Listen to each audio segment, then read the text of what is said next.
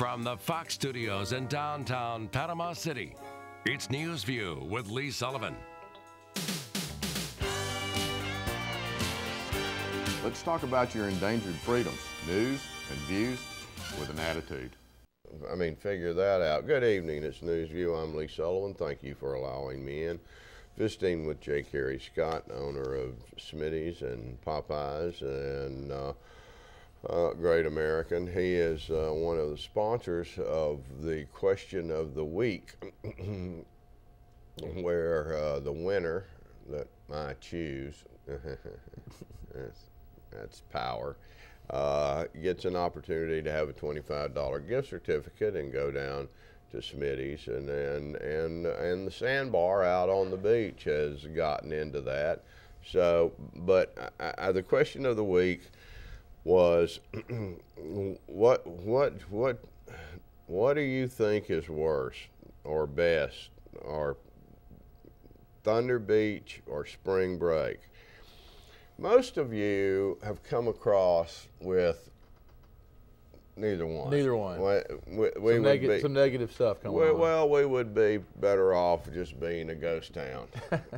Tumbleweeds, right? But this young lady, I'm going to call her a young lady because I don't know if she is or not, but Lee, spring breakers versus bikers. Where is the question? We need both of these groups in order to survive. We pay good money for advertising and promotion to attract these groups to the beach. Then we want to complain about how they behave when they arrive. The only thing that could be worse is if all the spring breakers arrived on motorcycles and all the cyclists were under 21. Both groups are short-term problems, but big money makers for the county. I do wish the beach would attract more sporting events to Frank Brown Park. Good, I mean, you know, and she's right. Good answer. Winner, chicken dinner. Winner, chicken dinner. Yeah. Good for her. I mean, she's right. We live off of tourism, and it's like I said the other night. You ever watch that Star Wars movie where they go into the bar and there are all kinds of different... Sure, okay. Star Wars bar, right. Yeah. Well, I went to Walmart, and that's where I was. I mean, there were some earthlings there, but... So you had moved into a different dimension? There was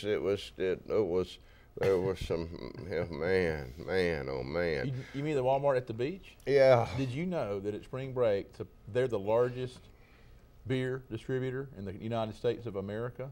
I believe, I'm told. I don't doubt that. I don't doubt that at all. And it's not like we have revenue opportunities to toss away.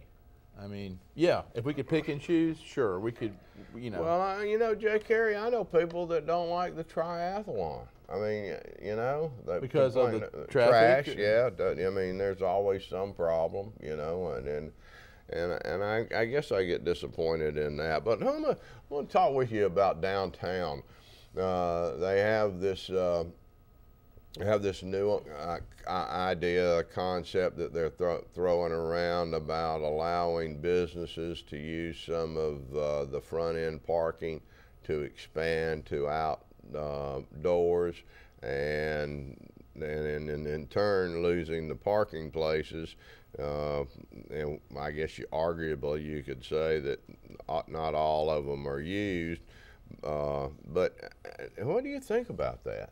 Well, I mean, I think aesthetically it might be a great idea, but like with all ideas, I think need to look at unintended consequences. Right.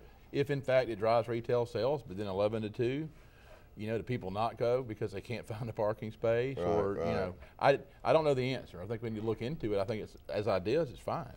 But what kind of consequences can we expect? I keep getting back to, and you know, and I'm not a bright guy, and I clearly admit that, but I keep coming back to the potential of the marina area down there. It just seems like, you know, not government doing anything, but if Panama City could create some incentives, you could turn that into a real magnet, I believe. Oh, absolutely. The marina is a pearl. It's an absolutely diamond in the rough.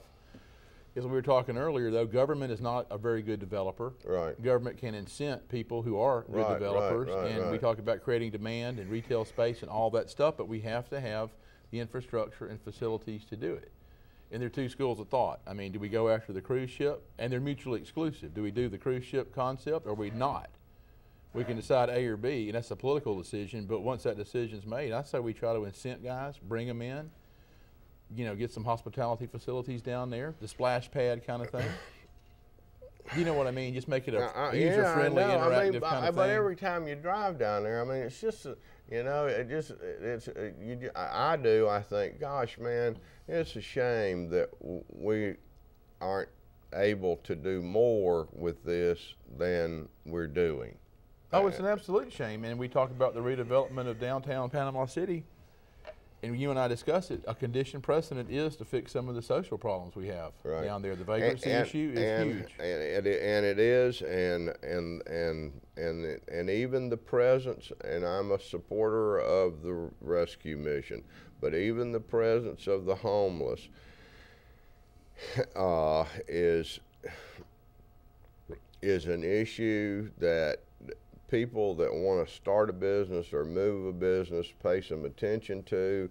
You know, the answer probably, I think, for the homeless part of it is getting it away from its central location. You're not ever going to do anything about the vagrants unless you just tase them or, you know. Unless you do something about it, Lee. And I do believe it's a condition precedent for development, and I too am sympathetic to the plight of the homeless. However, in my opinion, it's almost getting to an us or them scenario. I've had guys from out of state who have the ability and depth to do this development we're talking about who's saying, you know what, you've got to fix this first. So. You know, and it is, Jay Carey, it is a big deal, and you know, and we talk about it, and I'm about the only one that continues to talk about it, and then we have summit meetings and all the rest of that, but at the end of the day, we just seem not to go anywhere after that. And, well, and if we're going to do something, I mean, that's got to happen. Without question. I mean, we can meet and summit and study and plan and all those things, but unless we do and take action, I don't think we're going to see any redevelopment or new investment. Right. My humble opinion. Yeah, and I share that also. J. Carey Scott, and we'll be right back.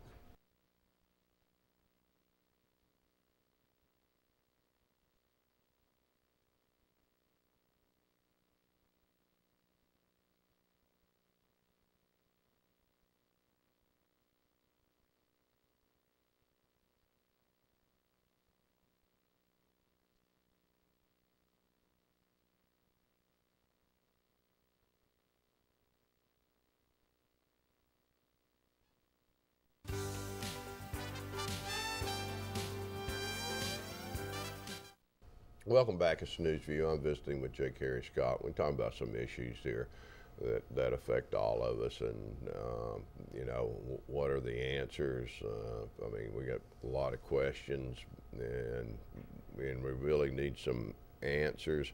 We got a lot of think we ought to do, and we got to change think we ought to do to doing.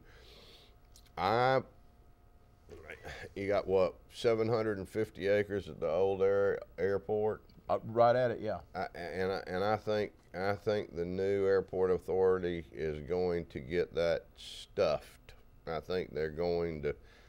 I do not think that deal is going to go through for whatever reason. I don't care. I don't put reasons aside. It really doesn't make any difference. I think they're going to. I don't think they're going to be able to get the money that they expected from that. What do you think?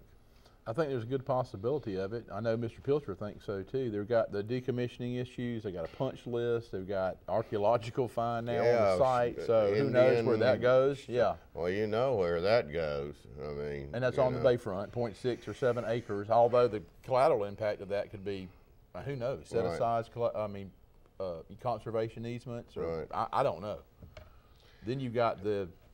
Well, you know, the DEP, the DCA, and it's just a long punch list of stuff. And of course, we all want it to go, but Well, you know what a guy told me, and you know, and I know, you know, but he said, "Man, what a great racetrack that would make."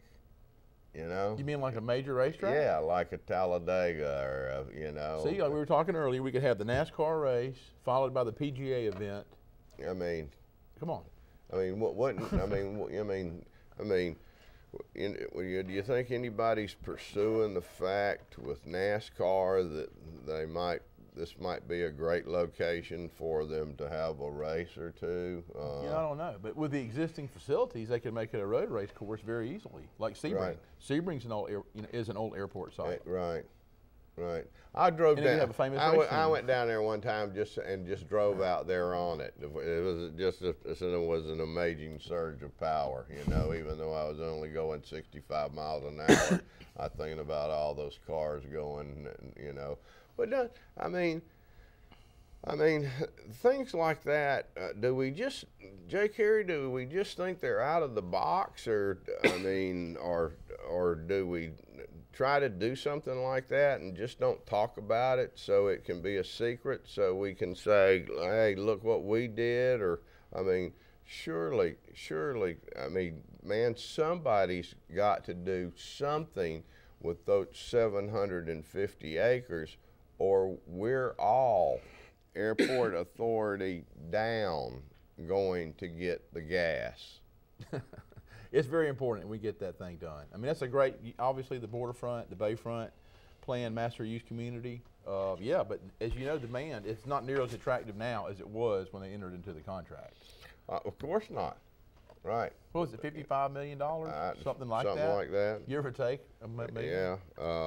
I suggested last night that since it was such a great idea to do an upscale RV park that out on the beach, that would, I mean, how great could, I mean, you know, we could stack them in there, couldn't we? We could, I mean, we could be a RV park capital of the world. But I wished I didn't, but I just have no warm feeling for what's happening out there right now. No, I mean, the market going away from us is terrible, but that's a 750-acre site. There are people that know what to do, private, you know, players, not government again, that can redevelop this thing and make it work, but the timing is critical.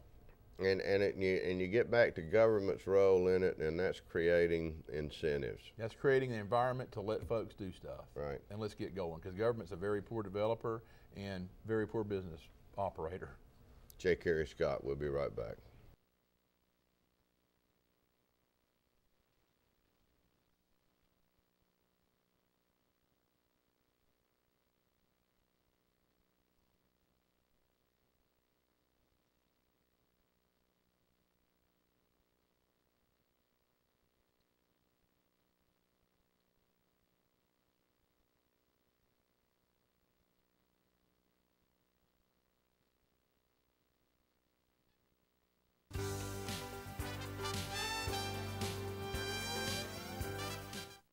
Welcome back, Newsview.